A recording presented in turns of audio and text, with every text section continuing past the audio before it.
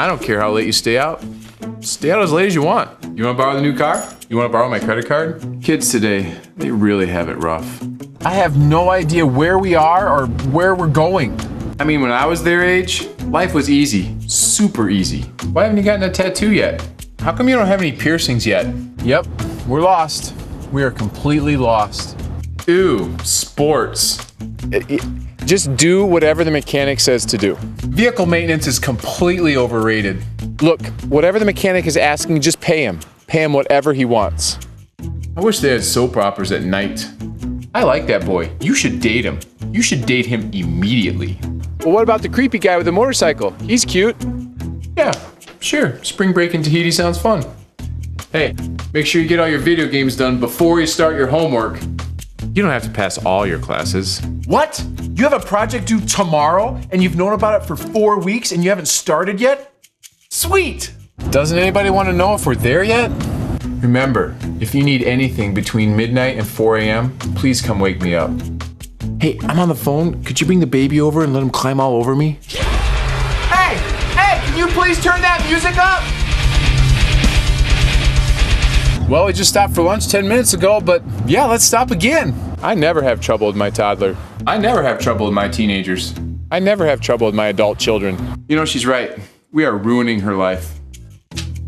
Yes, more homework to correct. All right, whining. Yay, tantrums. Vomit. We just really need to spoil these kids more. Sorry, buddy. I don't know any good jokes at all. You're 16. You pretty much know everything now. I think 18's a great age to get married. Okay, remember, make sure you turn on all the lights before you leave the house. Hey, could you leave the front door open for a couple hours? Thanks.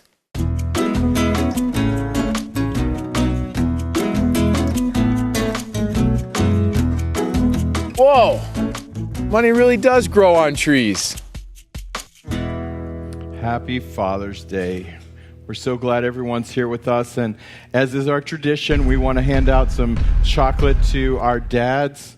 So we are passing them out here, and I know my mom has got one hidden for my dad, and is going to hand it to him now. So happy Father's Day, Dad. And this is just something we are doing, just a little bit extra, like on Mother's Day and on Father's Day, just because we want you to know as a church we love and appreciate you and all that you do. So this week, I was thinking about the funny things that I've heard, and I heard a comedian that was talking about before he actually became a comedian, he was traveling on the road, and he had this problem that I had with my children as well, where when I'm gone, they want to spend the night in my bed. And he was talking about this, and every time he would go, his boys would just jump in bed and just, his wife wouldn't get any sleep, and she'd be frazzled even more than normal. And so he's going on this trip, and he told his boys, he set them down and goes, now listen, I'm going to be gone on this trip, and I'll be back on these days, but there's going to be reward if you don't sleep in my bed, because mom needs her sleep. And man, I can remember the kids coming in, all of them, sometimes all of them at the same time. I'll come home and they're all in there, so it's like it takes longer to get them in there and carry them up there and all this stuff. Even last night I came home, Lenore's in my spot, Andrew's in her spot, Jen's on the couch, and it just takes so long to get settled, and I guess that's a problem that never goes away. But anyway, so this dad is gone. He's traveling, and he's telling his coworkers, his boss, and says, hey, listen, man, I just love my family, and, just can't wait. And he goes, well, I'm going to drop you off. He goes, maybe I can meet him. So as they pull into the driveway, the kids come running out, and he goes, man, there's nothing greater as a father than to see your kids running to you and just leaping into your arms and grabbing hold of your legs and everything. So the guy's watching goes, wow, what a great family you have. And the boys opened their mouths and said, Dad, I just want to let you know that while you were gone, nobody slept with Mom. And he's like, that wasn't the exact response I was looking for. And, it's like, what kind of family do you have? But, it's kind of funny just how the different scenarios that people will find themselves in. And this week on the radio, on the AM station, on Friday, they had a special tribute to dads. And they had people call in and talk about their stories of their dad. And it was just really, really cool to listen to him. One guy called in and he said, I believe his father's been dead and gone for 50 years or something like that. And he said he still remembers getting woken up every Sunday morning at 7:30 a.m. with a phone call from his dad and saying, "Boy, get up and go pay for your bed." When I heard that, I'm like, what in the world? I mean, why are you going to get up on Sunday to go pay for your bed like you're going to go work? I'm like, oh, his dad was telling him, get up and get ready to go to church so you can go thank God for everything he's given you. Boy, get up and go pay for your bed. That was pretty awesome. And the old man was getting kind of mushy as he's describing it to him, breaking up on there. Another one said that he just knew one day, he'd heard this before, that one day he's going to wake up and his father was going to fall out of his mouth. And sure enough, it happened. And he was correcting his son, like, "Wait!" And he's like, "Oh my gosh, this sounds just like my dad." And so, that's just what happens to us, that the things that we've had instilled into us just comes out. And all the stories that I heard, every one of them was talking about, my dad made me get a job when I was at 10 years old, or I'm out there cutting grass, or I had to go work at this restaurant waiting on tables, and I had to do all of these things. And they were talking about, many of them in tears and choking up.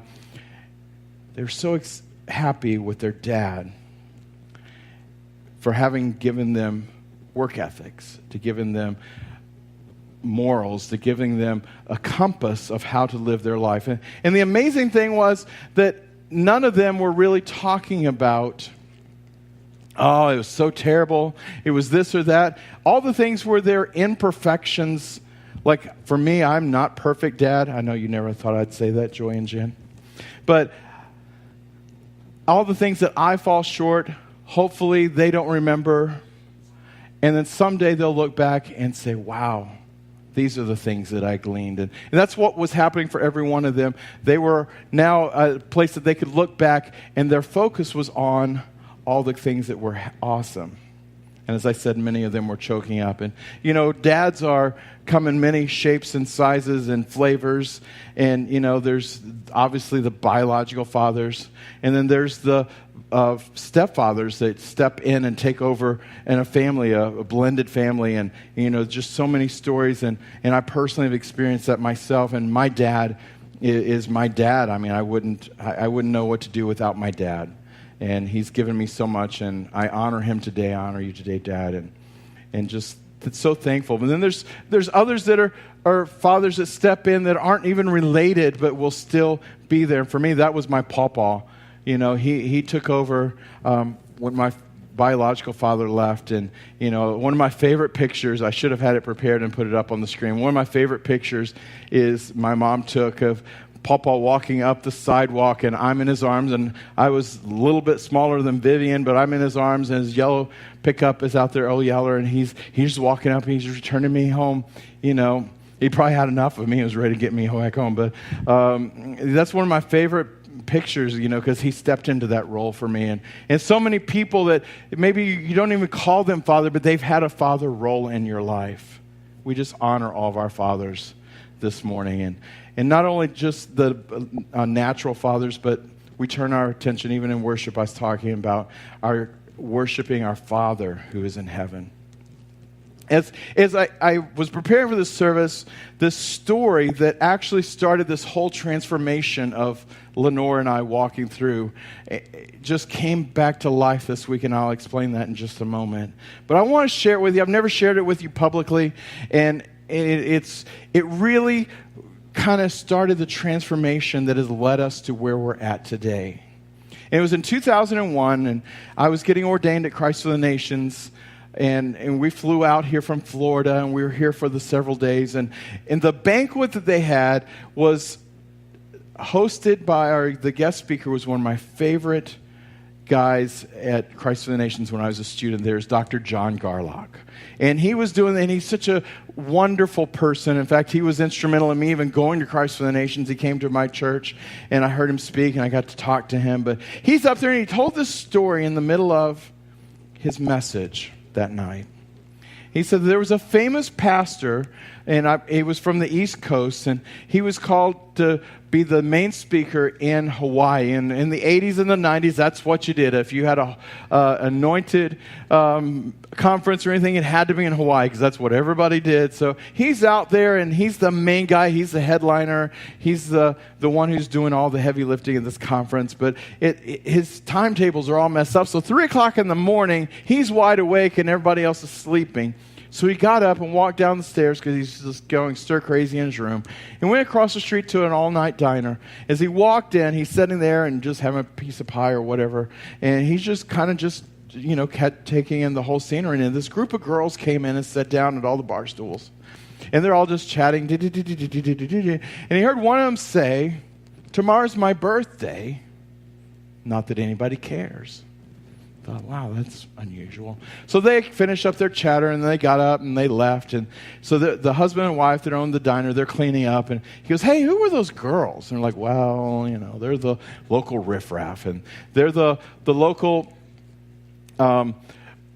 people that, they're streetwalkers, they're prostitutes, but, they come in here every night once they finish their shift, and they're here, and, it's just the way it goes with it." He's like, "Oh," he goes, "Well, I heard the one," and he kind of described it, and the wife popped out, and she goes, "Yeah, that's Gloria." He says, "Well, I heard her talking about that tomorrow's her birthday, not that anybody cares." He goes, "What do you say we throw a birthday party for Gloria tomorrow?" Wife says, "I'll bake a cake." He goes, "Well, I'll go get the stuff." So he took a break during the conference and went out to Party Center or some place like that and bought all the balloons and all the stuff. And then, that night he taught the conference all day long. And that night he came over, and 3 o'clock in the morning they got the place decorated with happy birthday and all this stuff. Sure enough, here the girls come in. As they walk in, they said, "Surprise, happy birthday." And they're holding that birthday cake out in front. And Gloria just looked at him and just startled and says, "What is this?" And so they said, "Well, it's your birthday cake." She says, "Well, what do I do with it?" It was like, "Well, it's yours. You can do anything you want to." She goes, "Well, I've never had a birthday." It's like, "I don't know what to do." And she goes, "You can do anything you want to." So she took the cake out of their hands and turned around, walked out the door and went home with the whole cake. And they're like, "Well, that was very uneventful." And so they continued, and they had their celebration. And, the rest of the girls ate, and then they left, and then they were cleaning up again. And the husband and wife came over and said, "We just got to ask you, who in the world are you?" He says, "Well, I'm a pastor, and, I'm here for this conference." And they're like, "Hold on, wait. There's no church that the pastor of the church would throw a birthday party for a prostitute." And the guy said, "Because if there was a church like that, I'd go." As Dr. Garlock told that story, my wife and I were almost in tears because we're just sitting there going, "Oh my gosh, where we're at and where we're serving." I'm not throwing any stones at them, but where we're at, they wouldn't welcome Gloria in there. Certainly wouldn't throw a birthday party for her. And we were just like almost in tears. We're going through this whole thing. And so that was the beginning of a transformation for us. But can I tell you that God, as our Father, is so concerned about a Gloria. He's so concerned about where she is and how she's being received and what's going on in her life. And He's so excited to have thrown a birthday party for this girl who's never had a birthday party. See, in Matthew chapter 18, verse 14, you can look it up later. Jesus is talking about a story of the 100 sheep, and 99 are still over here, but one leaves. He said, the good shepherd will leave the 99 and go and find the one. He'll go and he'll leave them behind because he's focused on the one. But sometimes we'll look at it and say, well, that's the spotted one, and that's the one that kind of limps a little bit and a little gimpy, and all this stuff. One's not that bad. It doesn't really fit in with us anyway, and the rest of us are okay. We're all over here. We didn't leave. And Jesus says, but my Father in heaven is so concerned about the one that He will even leave the 99. And then He says, literally, it is not the will of my Father that even one of these would perish. We all have value, not just the ones that look important, that seem important, that would have this image of, oh, look at you. You're the guest speaker of this whole thing. Man, aren't you important? He's like, no, Gloria is just as important.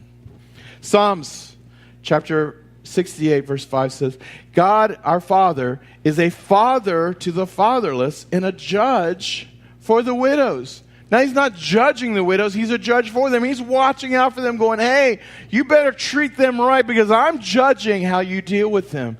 But he's a father as our God in his holy habitation.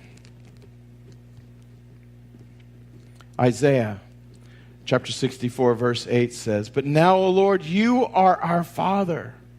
We are the clay and you are our potter. All of us are the work of your hand. See, we're seeing different places in Scripture that God is our Father. And some people, if they haven't had a father, they kind of have a hard time relating to him, but he's still a father. He says that we're the clay and he's molding us into what he, because we're the works of his hand. It may not be looking like what I think it should look like. It may not be coming out in the shaping of it, may not be exactly, but he's got it all under control, and he's manipulating, and he's wiggling, and he's moving it all around, and he's shaping the outcome just as he would like. John chapter 3, verse 16, probably one of the most well-known scriptures. For God so loved the world. Can I interject and just kind of put it in there in the middle of that? For Father, God, so loved the world that he gave his only begotten Son, and that whosoever believes in him shall not perish but have eternal life. The next verse is the one our church is founded on, John 3:17. For God did not send the Son into the world to judge the world, but that the world through him might be saved. God didn't send Jesus to come and point his finger and go, you're a mess. You're all jacked up. I love how the Message Bible says, this is how much God loved the world. He gave his Son, his only one and only Son, and this is why, so that no one needed to be destroyed, but by believing in him, anyone can have whole and lasting life. Verse 17, God didn't go to all the trouble of sending his Son, merely to point an accusing finger, telling the world of how bad it was. But he came to help, to put the world right again.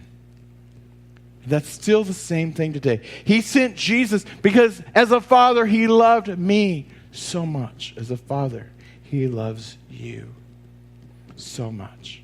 Not to point that accusing finger, not to tell you how bad you are, but to help. 1 John 3, verse 1 says, see how very much our Father loves us, for he calls us his children, and that is what we are. He loves us so very much. He even calls us his children, and that's who we are. So it's not just something he's saying, we're really not that, but it is who we are. See, God is showing us a picture of himself loving us. And he uses the picture of a father because he's concerned about even the one that isn't where they necessarily should be. Now, this week I got a chance to talk to my pastor friend, Pastor Joe Cadena, and he's one of our overseers with us, but he's one of my great, great friends, and he sends his love, and he says he's praying for us, and we're trying to work out some stuff that he'll be here to see us all, and you guys get to meet him. He's a great, great, great, great guy. But he was preaching a message that was part of this journey for Lenore and I. And he's preaching this message, and I'm not going to re-preach it, and I could, and it changed my life so much. But he said, hey, is it possible to be in a place of sin and not sin? Is it possible for a Christian to be at a place that you'd say, I don't really think you should be there? Is it possible for that to be the case and not sin.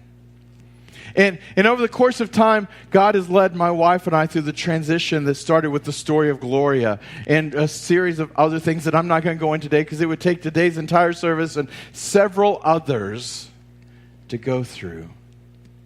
But he led us to go into places that people might say a Christian shouldn't be in. Certainly a pastor should not be in. And, I don't know about this, but is it possible to be in a place of sin and not sin? Is it possible to take the love of God into a place where the ones are? Leave the 99 at the church and go and find the one who's not in church. And he led me to a place. My whole family's been there with me many, many times, called Redneck Heaven. And it's a Texas country bar that, is themed after the Dukes of Hazzard, and it's just this crazy thing. But most people would say that's not a place for a Christian. Many would even say that's certainly not a place for a pastor. And yet God has laid that as our garden. And we're cultivating the relationships of people in that garden and being there for people and knowing what's going on in their lives and trying to be there for them. And I've talked about this place numerous times. But last week I'm sitting there off in the corner by myself. This guy walks up to me and goes, "Hey, are you Kevin?" I'm like, "Yeah." I'm like, "What's this? You need a ride? Or what's going on?" He's like, "Well, all those girls over there were telling me all about you." He goes, "And I just had to come meet you for myself." Okay. Again, I'm thinking he wants a ride or something. He goes, "Is it true you're a pastor?" I'm like, "Yes, it is, in fact." He goes, I just can't believe that." He goes, "You see, my dad was the president of a Bible college, and I grew up in church, and I grew up around all this stuff." And he goes, "I've never known a pastor who would come into a place like this." Funny, as he says, as he's in a place like this. But he's like, I couldn't believe that there was really a pastor who would leave the church to come into a place like this. He goes, and to hear all the girls talk about how you're there for them and how you help them and how you just talk to them about God and you invite them to your church. He goes, I just have never heard of anything like that. And it reminded me of the story of Gloria, where the guy said, if there's a pastor to throw a birthday party for a prostitute, I'd go to that church. And it really struck me, and I almost turned to tears as he walked away, and he had no idea what a compliment he gave me. Because it brought me right back to that time at our ordination where I heard that message. And I thought about the Glorias that there are. And not just Gloria as a prostitute, but a waitress at a country redneck bar, or a dancer at a strip club, or a waitress, or this one, or that one that has kind of walked away, or maybe he's never even heard about God. I heard this week I was talking to, and they told me, well, I don't really believe in sin. I don't really believe I'm sinning because, I really don't think there's anything after this life. And I think when I die that my body's just going to turn into magical fairy dust and it's just going to float into the atmosphere. And then I'm going to transition into something else. I'm like, well, okay. If that's what you believe, then I guess there is no consequence for sin and you can do anything you want to. I said, but what if you're wrong? What if it's like you go out on the balcony, we're on the second floor, and you say, I don't believe in gravity, and you want to step off out there because you don't believe in gravity? I said, I think you're going to have a surprising experience. I hope it's not that way when you get to heaven. And she just kind of looked at me, and I just kind of, it's like a mic drop, and just walked away and just kind of left it there. But I'm praying, and even in prayer at 8 o'clock on Saturday, I'm like, God, I pray that even those words will keep going in our mind and go, what if I'm wrong? See, my desire and my prayer is not to have a church filled with people who are just like other church people that are just judging people and just here because, look at me, I wore my Sunday dress, and look at me, I look so good today, and I've got it all together. My desire and our prayer is to have a church full of people who've experienced and encountered God. Full of those ones that have left the 99, never even experienced the 99. Those people say, I used to go to church. I don't go to church anymore. Those church people are, and you fill in the blank. And they're full of things that will go in that blank. This weekend is actually marks 3 years ago that Dr. Kennedy stood on the platform of North Church and said, okay, June the 28th, we're closing up. You guys all find another church. And we're like, oh my gosh, I don't know what's going to go on. We kind of knew that was coming, but didn't really have any plans for it. Just kept serving. And then the last Sunday, right before the end of the month of June, 3 years ago, God woke me up with a dream to plant this church. And as I had that dream, and as I'm doing, I started putting everything intentionally. And I called Pastor Tad, who was a father figure in the faith to us in Florida. I said, hey, Dr. Kennedy closed the church, and he knew that was coming. And I said, and God called me to start a church, and I know Dr. Kennedy doesn't want to be a covering, and he just wants to, move on to the next level of his ministry. And I know it's not, but I don't want to do church alone. And how do you feel about having a church on the rock in Dallas?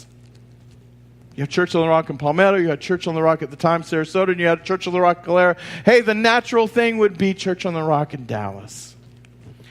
He said, let me pray about it. And he did, and came back a couple of weeks later and says, I not only believe that that's good, but I believe that's right. And he said a lot of good things about my wife and I, that, he believed that it was the right time for us. And so we kind of did it. But that's the only thing I didn't put intentionality to, of every single thing and looked at every single thing. It just kind of jumped into that name because of being with Pastor Tad and being part of Church on the Rock and being under their covering and being, that whole thing. And after we started doing it, I started having a little bit of a because Pastor Chris Hodges says that there's 3 things, he's quoting a book that someone wrote. He goes, 3 things you should always have is easy, strategic, and obvious. And I don't really want a huge name, and Church on the Rock Dallas is really long, and it's a mouthful, and it's not easy. It's not easy to remember, and people say, oh, you're the Church on the Rocks. No, we're not a church on the rocks. And it's confusing. It sounds religious. It sounds churchy. It's just kind of like, well, then you got to explain it. And even looking for it in the app store, it's kind of long. You got to type the whole thing out if you're an Android. And you're telling people, well, look at this. And it's just kind of grinded a little bit inside of me. And it's like, okay, but I just kept pushing it down. And then I heard people talking as they're walking on the sidewalk in front, and kind of associated with some other things that have happened with someone with the same name years ago. And it's got some bad connotation, some baggage, and it's like, oh, and it just grinded me a little bit, but I just kept pushing it down because I'm just worried about people and just trying to keep just plugging along, just kept pushing it down. And this past March, I was driving to see my parents, and I'm listening to the ARC conference messages and just tooling along the 4.5-hour drive and just like enjoying myself. And as I'm driving along, all of a sudden, God just kind of like spoke to me. He says, you never asked me what the church was supposed to be called. Huh. It's true. Just jumped right in there and said, Pastor Dad, how about Church on the Rock Dallas?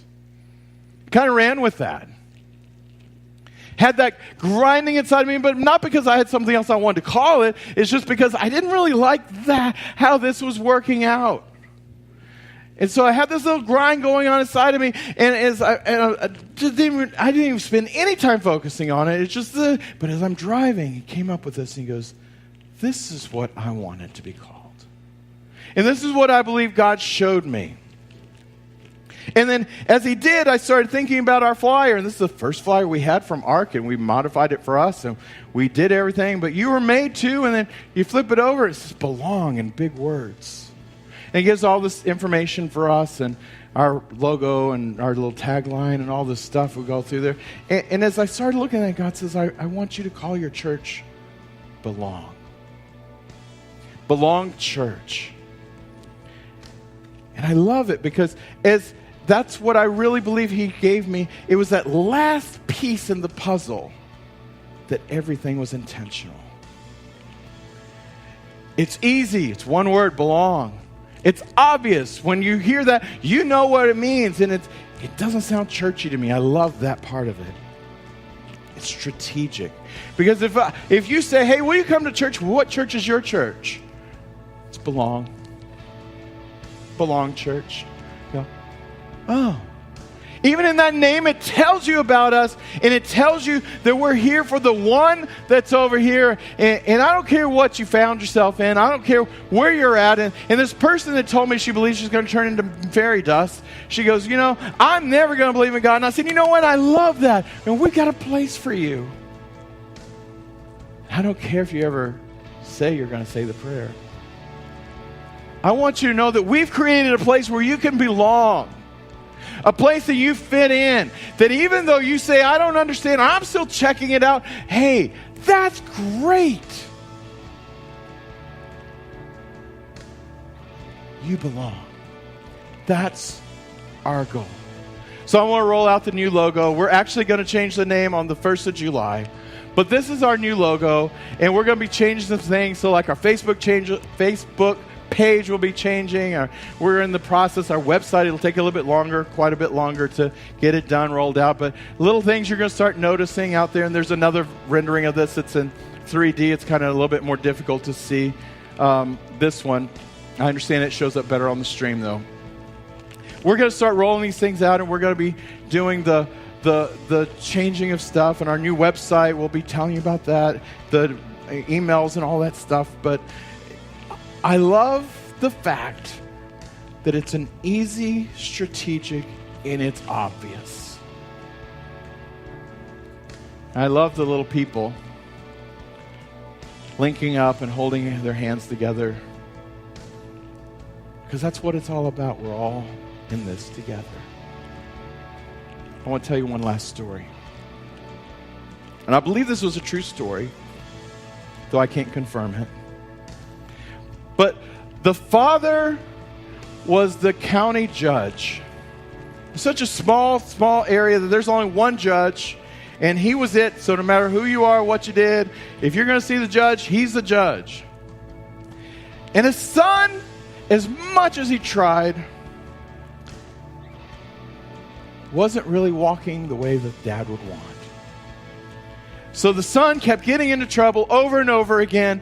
And this one time he got caught speeding, and he ran from the cops, and he did all this stuff, and he got arrested, and he's drug into court. And guess who's presiding over court? But his dad. The officers read the charges off. He looked at him and goes, son, young man, these are terrible charges, and somebody's got to pay for this. And he started telling him the amount of money it's going to cost. It came up to over $10,000 in fines and everything. And the kid's like, I don't have that kind of money. And he's like, and you're going to have to sit in jail until this is completely paid because you did the crime. You're going to have to pay these fines, and you're going to do that. And he slammed his gavel down and says, there it is. He stood up, took his robe off. He walked around the front of the room. He pulls out his checkbook and he says, Mr. Court Reporter, Mr. Clerk, I'm this man's father.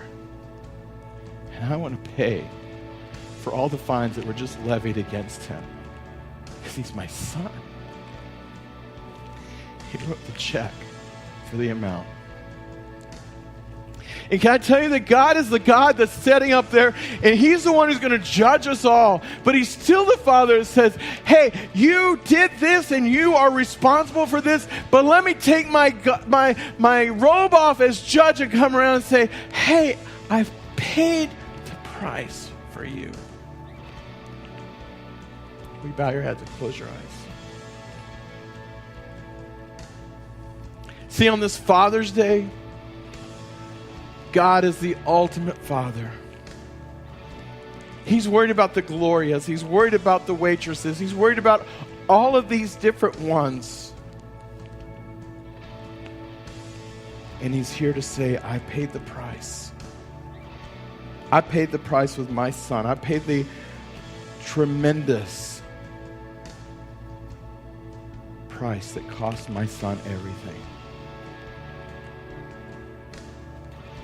All you have to do, as we saw in John 3:16, is believe in him.